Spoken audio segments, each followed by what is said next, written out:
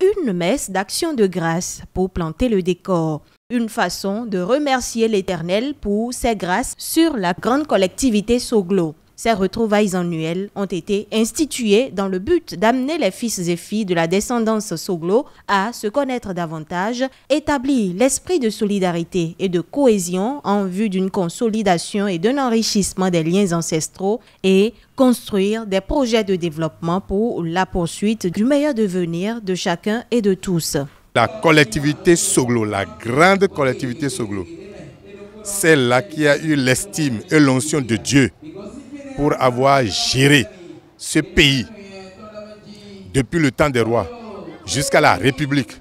Christophe Soglo, Nicéphore Dieudonné Soglo sont entre autres quelques noms forts de la famille rattachés à l'histoire politique du Bénin. C'est sans compter leurs illustres ascendants et descendants.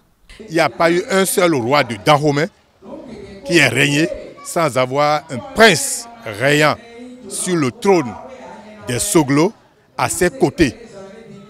Nous sommes des chefs de guerre. À Ouangangwemi, les prêtres que nous avons dans la collectivité sont au nombre de 7. Les sœurs. C'est ainsi que cette famille a plusieurs cadres, a continué à cultiver une pépinière de cadres. Les petits-fils et les petits-enfants ne peuvent pas retenir leur histoire et savoir les rôles qu'ils ont à jouer en tant que patriotes à l'image de leurs ancêtres si nous ne faisons pas ces réunions pour leur expliquer leurs racines.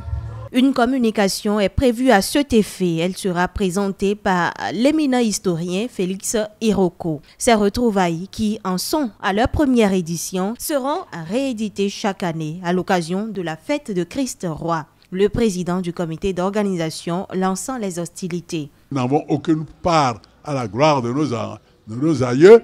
Nous avons part à leur gloire aujourd'hui.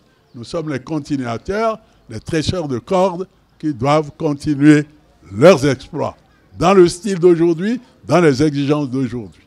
Fidélité, devoir, persévérance et courage sont quelques valeurs chères à la famille Soglo. Les fils et filles espèrent pouvoir se le transmettre de génération en génération.